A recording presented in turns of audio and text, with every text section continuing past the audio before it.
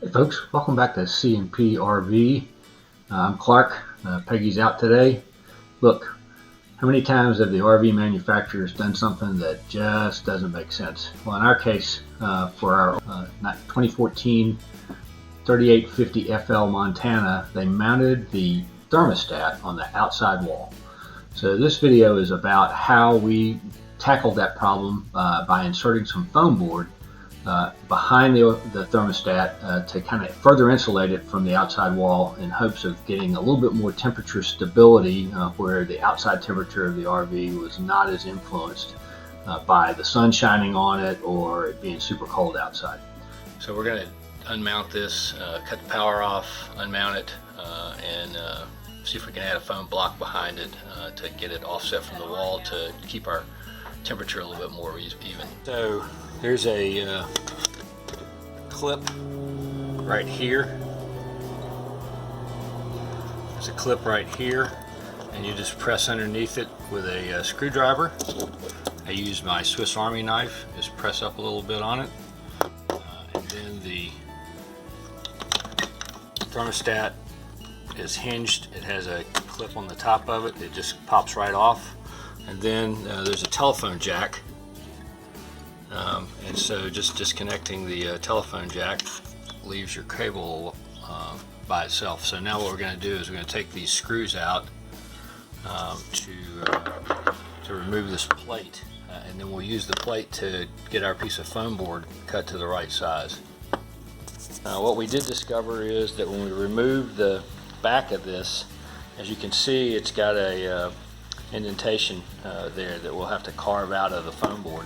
I've got a hole saw, so I think I'll use a hole saw to kind of cut that outline, and then we can just kind of carve it out. Finished product, we've got the block cut, and I had some fasteners here. Again, we're not full-timers, so I dug into some old fasteners.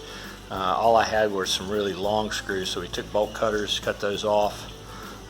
Again, we don't really care about the end of the screw because the holes that are already there in the coach, this will mount right back up. And we also had to dig out this area right here, and to do that, what I did was I used an old hole saw that I've got, obviously very old and very rusty. What I did was I just pressed this into the board to get my outline, and then used the hole saw to cut the hole out. Then I took a drill bit, quarter-inch drill bit, or almost a half-inch drill bit to drill through so that I've got room for that connector to come through.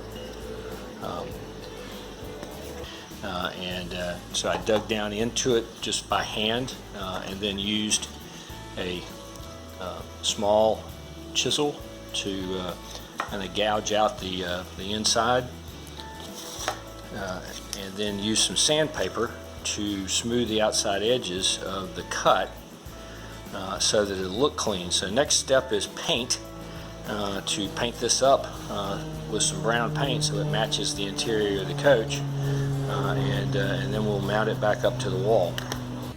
So we have our finished product here, brown in color. Blends in fairly well given the artificial light, and so now we're going to mount it back to the wall with the mounting plate and the screws and see what we got.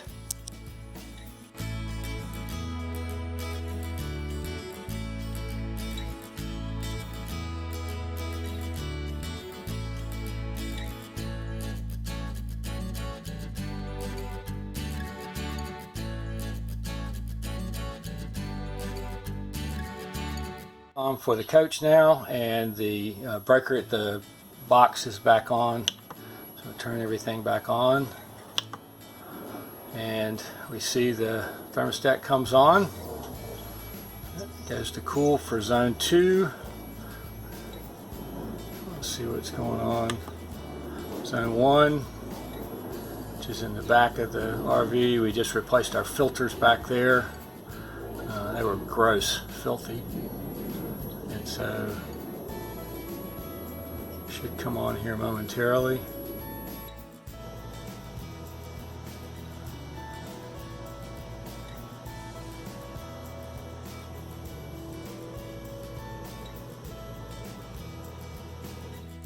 So the $6 million question is always, was it worth the time and effort to do this? And the answer is absolutely yes.